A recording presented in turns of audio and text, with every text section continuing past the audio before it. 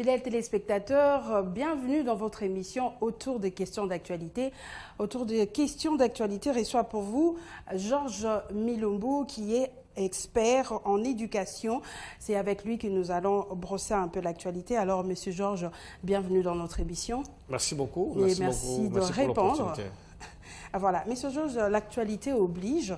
L'Assemblée nationale vient d'adopter le budget pour l'exercice 2022 et le Premier ministre qui l'a déposé à l'Assemblée nationale. Et puis, les budgets s'élèvent à plus ou moins 20 milliards de francs congolais.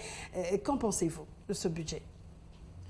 Oui, les budgets, dans l'histoire du Congo, c'est du déjà vu et du déjà entendu. Seulement, ce qui reste, c'est la mobilisation de ces 10 milliards de dollars et l'utilisation rationnelle. C'est à ça que nous voulons voir la différence entre tous les régimes passés et ces gouvernements. Alors, vous êtes docteur en éducation, expert, j'allais dire. Et avec ce budget, est-ce que vous pensez que la gratuité de l'enseignement sera-t-elle effective? La gratuité de l'enseignement devait être effective depuis longtemps, madame. Le problème de la gratuité n'est pas lié aux chiffres qu'on donne. La gratuité ne signifie pas qu'on doit calquer sur le modèle français ou le modèle belge au Congo. La gratuité devait réussir. Seulement, les gens ne comprennent pas les vrais défis et des solutions liées à ces défis-là qui font que la gratuité aujourd'hui titube. C'est à peine 2 ans et demi après qu'on va maintenant clarifier les mécanismes, disons, les mesures d'application de la gratuité. Parce que la Constitution, c'est comme le président de la République. Il tient toujours des bons discours, mais qui doivent transformer ces discours en réalité. C'est ce que là, nous, experts, nous avons rédigé la politique de l'éducation. Cette stratégie de l'éducation qui est au ministère, je figure parmi les gens qui avons élaboré ça en 2010. Nous avons proposé une gratuité progressive. Vous voyez déjà dire aujourd'hui que la gratuité doit seulement se limiter à l'école primaire. C'est bien. Mais l'école maternelle souffre parce que dans ces pays, 6% seulement d'enfants d'âge de l'école préscolaire fréquentent les écoles maternelles. C'est supposé que 94% d'enfants de 3 ans à 5 ans restent à la maison. Donc vous comprenez que les défis sont partout. D'accord. Et la gratuité devait marcher parce que les solutions sont congolaises. Mais seulement, notre système éducatif nous fait toujours croire que les solutions sont d'ailleurs, doivent provenir du voisin. C'est ça notre malheur et c'est à cela que nous vivons. Mais la gratuité devait réussir malgré que la qualité de l'éducation est en train de souffrir amèrement et nous pouvons prédire que le Congo ne prépare pas un bon capital humain pour l'avenir. D'accord. Alors, parlons de défis. Quels sont les défis à relever pour que la gratuité de l'enseignement puisse réussir? Les défis que nous avons relevés, même dans la stratégie, c'est qu'il y a un problème, il y a beaucoup d'enfants en dehors de l'école. Vous pouvez voir même ici à Kinshasa, vous allez à Mitaine d'ici, il n'y a que 4 écoles qui appliquent la gratuité. Vous voyez cet environnement-là. Les autres enfants vont où? Or, la gratuité est pour les enfants des ménages pauvres. C'est ça le sens de la gratuité. Le président de la République n'a pas pris la gratuité pour son enfant ou pour mon enfant. C'est pour celui qui ne peut pas payer, qu'il puisse payer pour réduire la pauvreté. Donc, la mission de ce discours du chef de l'État, c'est pour réduire la pauvreté. Parce que lorsque quelqu'un sait lire et écrire, il a la chance, donc il réduit déjà la pauvreté. Donc, les défis, c'est beaucoup d'enfants dehors de l'école, beaucoup d'enseignants non payés. On dit ici à Kinshasa que tous les enseignants du primaire sont payés. Moi, je dis c'est faux et archi faux. Un discours comme ça, tenir devant le chef de l'État, on les trompe. Oui. Aller à l'intérieur du pays, au là-bas, c'est là qu'il y a les minéraux, non? Il y a beaucoup d'enseignants non payés. Sont pas encore payés. Vous trouvez 2, 3 dans une école, 2 enseignants payés, les autres ne sont pas payés. Et lorsqu'ils vont dans cette école de la gratuité, qu'est-ce qu'ils font? Ils vont y aller par peur peut-être d'être remplacés brutalement. Donc, les défis, c'est beaucoup d'enseignants encore non payés. Le troisième défi, c'est le problème de la gouvernance interne. la rationalisation des ressources à l'interne du ministère. Et ces 3 défis-là, il y a des solutions à la congolaise pour que la gratuité réussisse et que la vision des chefs de l'État soit effective. Que tout le monde qui est même à qui est à Rutshuru, je ne sais pas, à Ingende, ressente qu'il y a un changement là à Kinshasa et il va ressentir le changement jusque chez lui. Alors, expert en éducation, aujourd'hui, quelles sont les propositions que vous avez pour que cela puisse réussir? Les solutions sont simples. Les solutions sont vraiment simples. Pour que tous les enseignants qui sont devant les enfants... Même ceux qui sont à Kabeya-Kamanga puissent recevoir leur prime ou leur salaire. Qu'est-ce qu'il faudrait faire? Pour que tous les enseignants, donc tous les enfants des ménages pauvres qui rentrent à l'école, trouvent un enseignant au moins payé par classe. La moindre des choses, c'est prendre beaucoup d'administratifs. Il y a beaucoup d'administratifs depuis sous le régime Kabila et beaucoup ont été encore augmentés pendant cette période ici. On prend tous ces administratifs-là qui sont payés, qu'ils rentrent comme des enseignants. Ce que j'ai dit, j'ai déjà expérimenté dans ces pays. Il y a 1000 classes pré-primaires qui sont ici et nous avons expérimenté ça, ça marchait. Nous avons pris les administratifs et on les a remis au niveau des pré-primaires et cette classe n'a jamais souffert. Quand vous parlez de nos paiements. Pré-primaires, ça veut dire quoi? Les pré-primaires, c'est-à-dire que comme nous avons moins d'enfants qui accèdent à l'école maternelle est majoritairement gérée par des privés. Alors pour que l'État aussi s'implique dans ce domaine, on a expérimenté une classe pré-primaire, c'est-à-dire on a ajouté une seule classe dans sa école, disons dans les écoles primaires. C'est pour que les enfants de moins de 6 ans puissent aussi être préparés comme les autres enfants qui fréquentent l'école maternelle. Alors, ces pré-primaires seront tenus par les administratifs? Ils sont là. Donc, si on prend... Ici, ces cas-là, je vous montre comment est-ce que ça a déjà réussi. Alors, pour que l'école primaire, nous n'ayons pas d'enseignants non payés qui sont devant les enfants de ménages pauvres qui sont revenus partant de la mesure de la gratuité, il y a beaucoup d'administratifs. Allez ici à Massina. Il y a plus ou moins 250 agents dans l'ancienne sous-division. C'est dans ces 250 agents, ils font quoi dans ces bureaux-là? Ils n'ont même pas où se mettre. Ils attendent seulement à la fin du mois, le message arrive, il prend son argent et vous voyez, prendre sous ces gens-là, ceux qui n'ont pas de qualification, on essaie de les former un peu. Vous ne trouvez pas que ça va prendre du temps? Quelqu'un qui n'a jamais enseigné... Ça ne peut pas prendre du temps, madame. Ce que je dis, j'ai déjà fait, je ne rêve pas. Ça ne peut prendre aucun temps. Cela. Oui, le temps, c'est dans nos têtes. Vous voyez que Kabila a fait 18 ans. C'est-à-dire qu'on aurait des jeunes de 18 ans qui seraient armés d'un certain patriotisme pour s'enrôler dans l'armée et combattre les ADF. Qu'est-ce que nous avons fait de la réforme du système? Rien, non? Donc nous avons des jeunes de 18 ans sans graines de patriotisme. Et si nous laissons comme ça, le président Félix va faire aussi 10 ans, et on ne va rien bouger dans le système, et nous dirons les temps. Les temps, c'est-à-dire quoi? C'est nous qui devons donner les contenus au temps. Donc, j'ai dit pour résoudre les problèmes de la gratuité, c'est prendre ces administratifs de manière, disons, à court terme. Ils deviennent des enseignants dans toutes les classes là. Même disons, vous voyez, dans les lois là-bas, là, très fond, il y a beaucoup d'enseignants non payés. Ils commencent à enseigner et ceux qui occupent là sans être payés, ils peuvent être renvoyés dans les bureaux, disons, les bureaux administratifs. Pour les classes, les salles de classe, parce que nous avons prévu qu'il faut 37 000 salles de classe pour que la gratuité se passe dans de meilleures conditions. Parce que l'état de droit, ce n'est pas un discours, l'état de droit du chef de l'État. Pour porter ça, il faut matérialiser ça. Et matérialiser, je dis, pour qu'on ait des salles de classe, l'État n'aura pas de moyens pour construire les 37 000 salles de classe dans ces mandats ici. Qu'est-ce qu'il faudrait faire? C'est pourquoi nous avons proposé les approches communautaires. Vous voyez, l'Église catholique, elle a 40% d'écoles. D'accord. Elle n'a reçu aucun don. C'est nous, des fidèles comme vous et moi, au village, nous coupons nous fabriquons les briques, on coupe les pailles et finalement, on ajoute les salles de classe. Et si on utilise, par exemple, vous voyez le pasteur Mukuna ou le pasteur Mutombo, si on lui dit, le président de la République fait un dialogue. Donc la solution, c'est faire un dialogue avec les églises.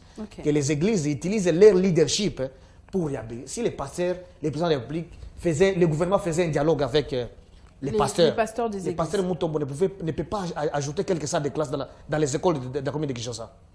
Mais il y a seulement un culte ou deux. qui a déjà le protestant qui ont déjà des écoles.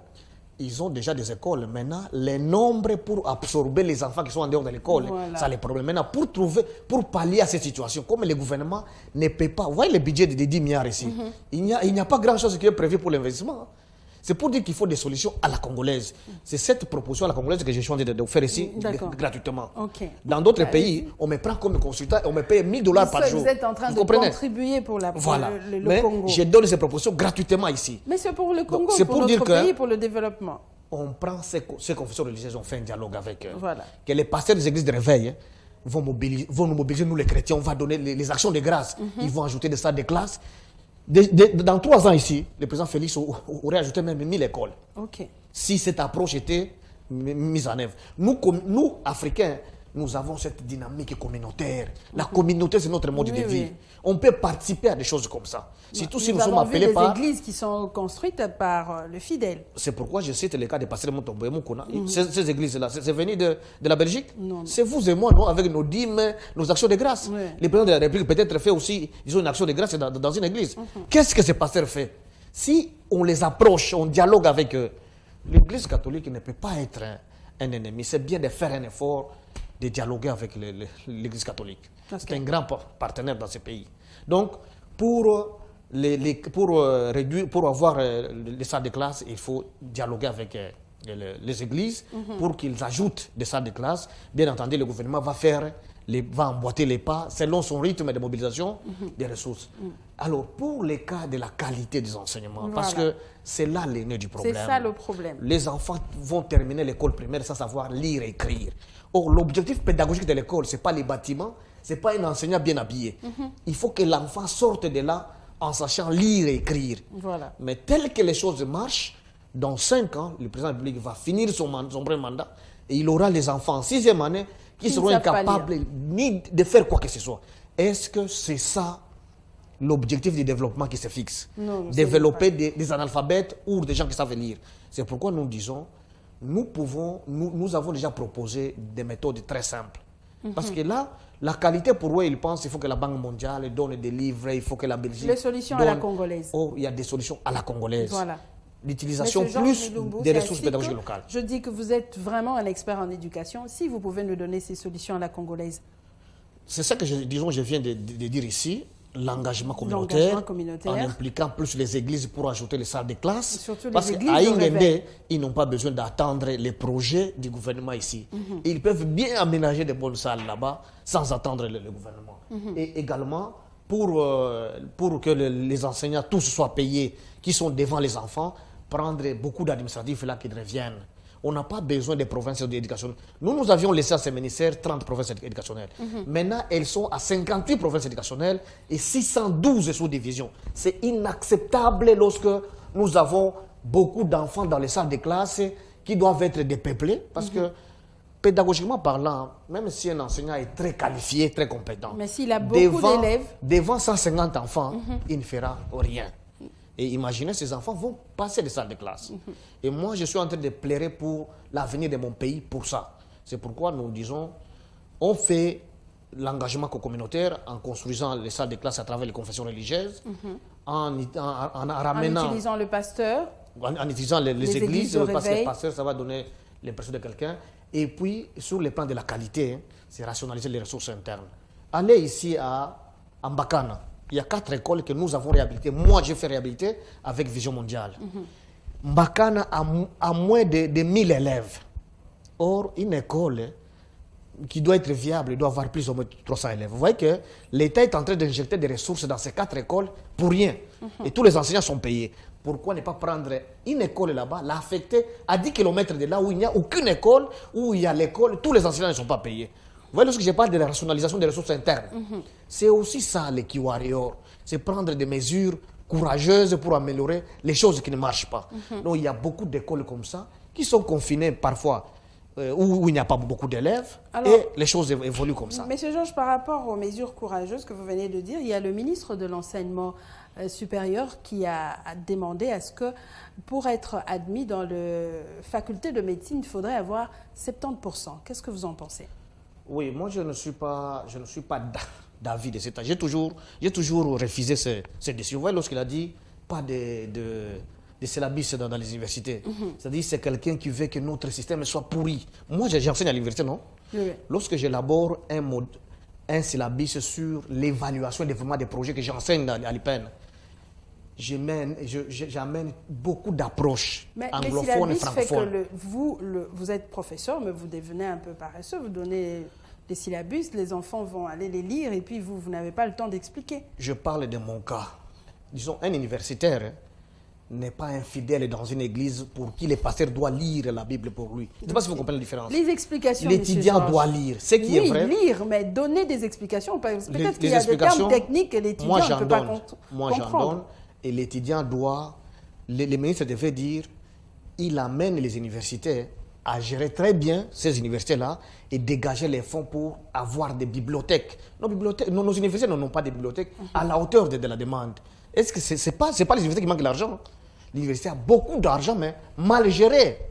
Vous comprenez, madame? Donc, dire qu'il faut supprimer certaines facultés... de médecine dans les universités non fiables. Ce qui est vrai, il devait proposer des solutions. Dire, voilà, moi, ministre, il y a une stratégie. Je ne sais pas s'il a lu la stratégie de développement. Il a demandé à ce que ces universités aient des laboratoires, parce que vous ne pouvez pas enseigner quelqu'un en médecine sans Est-ce qu'il n'y a pas continuité de l'action de l'État? C'est son collègue ministre qui avait créé ces universités, non? Oui. Lui devait prendre la stratégie qui dort dans les tiroirs. Dans ces tiroirs, il y a une stratégie que nous avons rédigée. Qu'il voit quelle action il doit mener pour améliorer les choses. Lorsque l'université à Mbujimé, par exemple, ne fonctionne pas, qu'est-ce qu'il lui a fait pour que les budgets qu'il construise ne fixent qu'une seule université? Nous avons la moyenne de médecins par habitant. Il peut vous dire quelle est la moyenne congolaise. Et il a déjà atteint ici au Congo pour dire il réduit la production de médecins selon notre contexte. Nous devons penser à améliorer, pas reculer. Vous voyez? Et vous pensez que ça, c'est reculé? Oui, c'est reculé. Mais aujourd'hui, quand vous allez dans les hôpitaux, il y a des médecins qui sont incapables de traiter, de donner un bon traitement. C'est peut-être que c'est dû à ça. Bon, est-ce que c'est la faute parfois à ces médecins-là qui ne savent pas traiter? Mais il n'a pas été bien enseigné. C'est depuis l'école primaire où la réforme ne se fait pas, madame. C'est pourquoi moi, dans le souci d'améliorer les choses, je suis en train de vouloir mobiliser les gouvernements pour qu'elles puissent investir dans la petite enfance. Parce que tout part de la naissance jusqu'à 6 ans. Et c'est cette étape-là, il y a un grand vide. Voilà pourquoi ce que nous recevons à l'école primaire, c'est déjà pourri. Au niveau des secondaires, n'en parlons pas. À l'université, c'est déjà la dernière étape. Donc, il y a beaucoup à faire. Il faut des réformes de notre système éducatif. Le populisme n'aidera pas les chefs de l'État. C'est les pays qui s'émèrent. Monsieur Georges, aujourd'hui, vous avez la chance de nous dire quelles sont ces réformes qui doivent être faites. Oui, les réformes, nous avons déjà proposé. C'est vrai qu'il y a des slogans, les gens disent réforme, il faut faire ceci. Oui. Mais concrètement, qu'est-ce qu'il faudrait faire? Concrètement, c'est que... Nous savons que le système éducatif aujourd'hui... Nous faisons déjà ce que nous pouvons. Vous voyez, aujourd'hui, nous avons élaboré la politique sur la petite enfance. C'est-à-dire que vous, donc les femmes, vous devez savoir comment stimuler les enfants depuis le ventre pour qu'ils développent tout leur potentiel avant l'âge de 6 ans. Et ça, nous sommes en train déjà de faire un plaidoyer pour que le gouvernement puisse porter ça. Et le gouvernement, certainement, doit porter ça. S'il ne porte pas, ça sera un retard au pays et l'autre gouvernement qui viendra pourrait porter après lui. Donc, comme je dis toujours, le changement est une loi, personne ne va rester éternel là. Vous voyez que les réformes de la gratuité, Kabila n'a pas fait, nous avons proposé depuis 2010, il a fait ce qu'il a fait, parce que moi je ne dirais pas ici que Kabila n'a rien fait. Vous voyez, donc ce qu'il a fait, s'ils ne font pas, les autres vont faire. Il faut que la petite enfance soit soutenue dans ce pays. Il faut qu'à l'école primaire, qu'on puisse réformer les approches pédagogiques. Parce que les programmes scolaires de l'école primaire est bon. Seulement les approches pédagogiques qui nous ramènent à l'école coloniale. À l'école secondaire, c'est là qu'il y a un problème. Il faut réformer tous les contenus. Les réformes structurelles que nous faisons, c'est maintenant 7e et 8e. Ça, c'est la structure qu'on réforme. Mais les contenus dans les domaines... contenus de matière qu'on donne aux enfants. Les contenus de matière qu'on donne. Vous, déjà, vous portez un prénom étranger, non? C'est parce que de la première année, primaire, la secondaire, là, jusqu'en 5e des humanités... Comme vous appelez Georges. Oui, nous avons appris l'histoire européenne première année jusqu'en 5e année. C'est en 6e année qu'on a parlé un peu de l'histoire africaine. Et ça continue jusqu'à aujourd'hui. Est-ce que vous êtes fiers aujourd'hui lorsqu'on vous dit que c'est Diego Cao qui aurait découvert l'embouchure du fleuve Congo? Il fallait qu'on dise quoi? Donc il n'a trouvé personne, il est venu d'Europe seul, il a tracé dans la forêt, il est allé à l'embouchure. C'est un mensonge que nous perpétuons comme ça. Et nous laissons ces mensonges jusqu'à aujourd'hui. Vous comprenez que est-ce que vous avez l'école secondaire de recherche pour savoir Diego Cao était avec qui à l'embouchure du fleuve Congo? En posant cette question, tout celui qui nous suit, il peut se moquer de toi. Vous pensez qu'un étranger peut venir entrer dans votre chambre sans être accompagné? Vous voyez? Et il sait que c'est ici qui a votre valise. Il doit être accompagné et voir. Écrivez d'autres Maintenant, histoires. on parle de lui au lieu de parler de vous qui l'avez accompagné. Vous êtes expert en éducation. Faites un livre pour ça. Les écrits sont déjà là. La plus grande œuvre que nous laissons dans ce pays, c'est la réforme que nous avons proposée. Vous voyez, même la Bible, hein, il faut toujours, hein, même Jésus parlait en parabole. C'est pourquoi les gens prient pour qu'il puisse les révéler. Nous sommes là pour des réformes. C'est le Congo qui se meurt. Tous les pays qui se développent, ce n'est pas par l'abondance des richesses minières ou du sol. C'est la richesse de son capital humain. Okay. Mais nous avons les hommes qui sont moins expérimentés et moins compétents. C'est ce qui fait que même nos contrats, par exemple les miniers, nous ne savons pas disons bien les négocier. Et bien d'autres marchés. Et puis après, nous commençons à condamner ceux qui étaient aux affaires. Je ne sais pas si vous comprenez. Oui. Donc même aujourd'hui, il y a des choses qu'on peut reprocher à ce régime. Si aujourd'hui on peut continuer à acheter les maisons et les voitures entre les mains comme ça, c'est l'État qui perd les moyens, vous savez ça. Est-ce qu'il n'y a pas des gens qui nous gèrent? C'est un problème d'école. Notre école forme quel type d'homme qui doit être vigilant à chaque occasion pour protéger, disons, son État. C'est pourquoi nous disons la petite enfance doit être la priorité du gouvernement.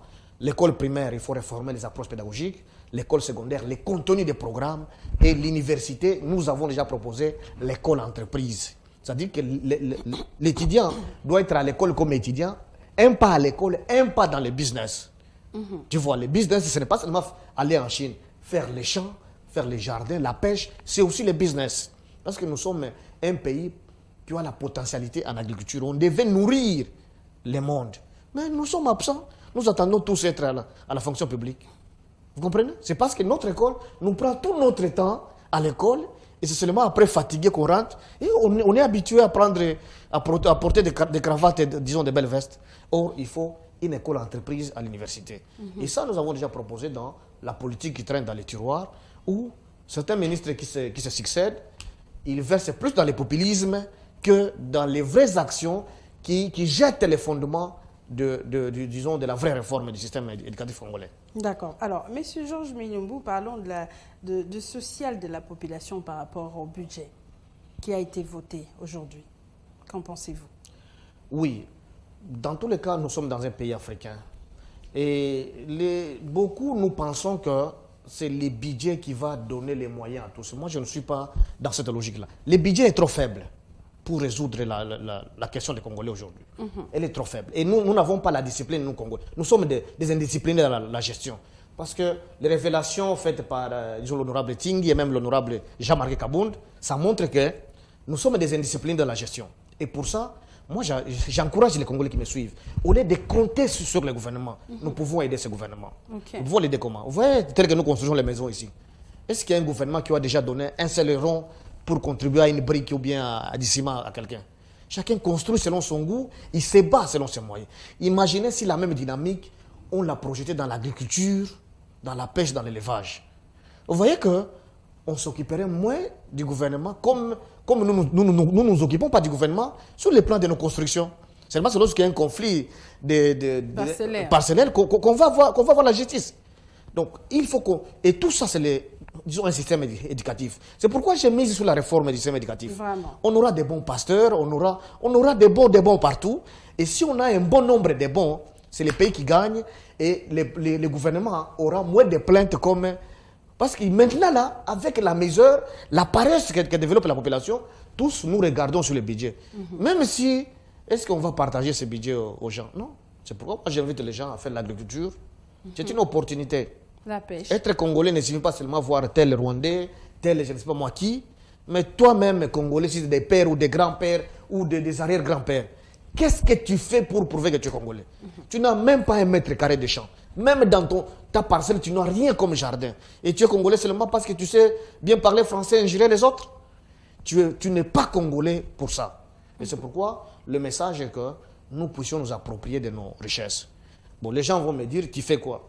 J'ai beaucoup d'hectares de champs. Hein. Je nourris les quinois des ananas ici. Oui. Je produis beaucoup de choses. Je suis dans les champs. Vous voyez que pour le moment, je suis en veste, non? J'enseigne à l'université. Et quelle structure internationale ne m'a jamais recruté ici? Banque mondiale, UNICEF. J'ai mes contrats de gauche à droite. Et finalement, j'ai mes champs. Vous comprenez? C'est ça être Congolais. Moi, je ne peux pas aller devant un ministre pour être conseiller. Il va me payer combien? Rien. Disons, un directeur de cabinet. C'est pour me payer combien? Vous comprenez déjà que je suis une charge de moins au gouvernement. Imaginez si beaucoup font comme ça. L'histoire des budgets, on va maintenant faire pression au gouvernement pour qu'il puisse très bien utiliser rationnellement les ressources et venir avec des propositions. Mais tel que nous sommes là, beaucoup dans la paresse, dans le chômage, les gens pensent que c'est avec le budget que les choses peuvent changer pour plusieurs. Moi, je ne rêve pas comme ça. D'accord. Seulement, conseillons au gouvernement de bien allouer rationnellement les ressources parce que nous sommes les seuls pays où les frais de fonctionnement vont jusqu'à 40-50%. C'est inconcevable. Et si nous voyons la réduction des comptes, vous savez, les travaux, ce qu'ils appellent travaux intensifs dans les ministères, ça n'aide pas les chefs de l'État. Donc, les gens, il faut aider les chefs de l'État. Beaucoup n'ont pas aidé Kabila parce qu'ils disaient qu'ils n'avaient pas de bons collaborateurs. Est-ce que vous êtes bon en faisant ce que vous faites? Vous voyez la problématique du capital humain. Le chef de l'État doit vraiment l'aider. L'entourage, ce n'est pas seulement son cabinet. L'entourage, c'est à partir, même le chef de quartier. Qu'est-ce que vous faites? Les bourgmestres, vous n'avez même pas un plan de développement de votre commune. Les recettes, les gouverneurs. Nous avons proposé, nous, en tant que Ligue des serviteurs, la loi sur les chefs de riz. Qu'est-ce qu'ils en font pour que Kinebopeto soit une culture, pas un événement. Lorsqu'il passe, ça passe. Je ne sais pas si vous comprenez. Très bien. Donc, qu'on aide effectivement. Donc, lorsque je parle de collaborateurs, ne visez pas seulement ces cabinets. Si ces conseillers ne font pas aussi grand-chose, donc ils peuvent se sentir visés. Mais celui qui fait très bien son travail, disons bonne chance à lui. Georges Milombo, nous sommes arrivés presque à la fin de cette émission. Nous parlons du dossier RAM. Ouais. Vous êtes aussi concerné comme moi. Vous émettez quel avis par rapport à ce dossier qui jusque-là n'a pas trouvé de solution? Oui, moi je circule beaucoup à travers les pays. Ce n'est pas un dossier avantageux au chef de l'État. Moi je l'ai toujours dit, on doit supprimer le dossier RAM. Si cet argent c'est pour quelque chose, moi je leur conseille dans le secteur minier, hein, il y a les redevances minières. Qu'est-ce que ces redevances font? À cette question, beaucoup ne peuvent pas avoir de réponse. Si ce n'est que de la corruption à ciel ouvert et les détournements à ciel ouvert. Mais les collaborateurs du chef, voilà des secteurs où il faut bien voir et prendre des ressources et utiliser là où... Parce que RAM arrache même les pauvres. Je ne sais pas si vous comprenez. Oui. Or, le chef de l'État, en prenant la mesure de la gratuité, c'est pour alléger les femmes pauvres. Si tous les ministres ont dit non, ça appuie ça soutient ou ça appuie la gratuité. Non. Ce discours devait être balayé très rapidement parce qu'en prenant la mesure de la gratuité, c'est pour soulager les ménages pauvres. Et RAM arrache les pauvres. Parce qu'on n'a pas demandé la vie de qui que ce soit. Les lois ont toujours existé. Est-ce que parce que les lois ont été votées sous Kabila, il faut les appliquer? Est-ce que Kabila, c'est l'école modèle du président Félix? Moi, je ne crois pas. Si quelqu'un va dire oui, bon, moi, je ne peux pas croire à ça. Il y a d'autres mécanismes. Vous voyez même la gratuité, nous avons proposé les financements innovants. Moi, je paie du carburant. Vous n'avez pas parlé de ça tout à l'heure. Il y a beaucoup de stratégies pour que la gratuité réussisse calmement et que le président de la République soit accepté par... Parce que les gens les critiquent. Moi, je n'ai jamais vu comment est-ce qu'on est en train de les critiquer. Ça, si la gratuité arrive à être stable dans le mental des gens, il sera le président le plus accepté sur l'ensemble du pays, dans toutes les provinces. Pas croire qu'on l'accepte par par les médias, parce que beaucoup insultent les gens sur les réseaux sociaux. Ce n'est pas ça aider les chefs de l'État. Les financements innovants. Moi, j'achète du carburant, non? Si on m'ajoute 50 francs par litre et on ajoute ça sur l'ensemble du pays, là, c'est celui qui paye, non? Les billets d'avion, on ajoute même 1 franc seulement pendant ces 3 ans ici. On n'aurait pas beaucoup d'économies pour résoudre beaucoup de questions. Vous voyez des propositions gratuites qu'on leur donne. Nous avons fait des études. Ce que je dis, c'est sur base des études que nous avons menées. Et les études qui ont fait même la publicité du prof Tony Mwaba sont des études de cabinet, je le prends à témoin. Nous lui avons fait porter ces propositions sur ses copains. Voilà, l'IDPS l'a trouvé très expert en éducation pour le nommer ministre de l'Éducation. Vous comprenez? Vraiment. Donc, les financements innovants peuvent remplacer, et ça sera ça, la justice. Ce que nous appelons la justice sociale. C'est lui qui gagne plus, hein, il paye. Celui qui n'en a pas, on le laisse tranquille. C'est ça l'objectif des financements innovants. Ça va donner beaucoup d'économies. On va prendre ces moyens, on remplace là où RAM est en train de servir. Moi, en tout cas, je n'encourage pas RAM. Même s'il faut encourager RAM, il fallait couper autrement, pas tel qu'il coupe. C'est trop brutal. C'est trop brutal. Alors, Monsieur Georges Milombo, ouais. On a fini avec vous. Le résumé de tout ce que vous avez dit comme proposition. Oui, nous rêvons qu'ils ont une autre RDC possible. Le changement est une loi. Déjà, le passage du pouvoir de Kabila à Félix, moi, ça m'inspire et ça me donne le goût de rêver dans ce pays. Et la gratuité, c'est une bonne opportunité, c'est une bonne mesure. Il faut la soutenir. Malheureusement, on ne met pas l'homme qu'il faut à la place qu'il faut. Vous voyez, au ministère de la Santé, on ne nomme jamais un mécanicien là-bas. Les choses marchent un peu, même s'il y a des grèves, mais on gère de la manière. Mais le système éducatif, on ne peut pas les négliger parce que c'est l'outil de développement d'un pays. Donc, il faut un expert en éducation comme M. Georges Milombo. Peut-être les gens diront que moi, je cherche à être ministre, moi, je rêve d'être président de la République, peut-être en 2028. C'est possible, parce que si j'ai dit en 2023, je serai candidat, il dit non, je suis en train de combattre les chefs de l'État. Non, je vais les soutenir, mais donc j'ai de plus grandes ambitions pour ce pays. C'est pour dire qu'il faut que nous réussissions la gratuité. La qualité de l'enseignement doit préoccuper tout le monde, parce que c'est ça les Congolais de demain. Et si on ne fait rien, on laisse les choses telles que ça marche, je ne veux pas que les présidents de la République soient, qu'on les traite comme complices de détruire les pays pour 20 ans et pour l'avenir. Merci beaucoup, Monsieur Georges Milombo. Je rappelle que vous êtes expert en éducation et merci de répondre à nos questions. C'est moi qui vous remercie pour l'opportunité. Merci pour ceux qui ont passé de leur temps pour nous suivre. Voilà, fidèles téléspectateurs, nous sommes arrivés à la fin de cette émission autour des questions d'actualité. Vous avez suivi Monsieur Georges Milombo, expert en éducation. On se retrouve très prochainement avec un autre numéro. Bye bye.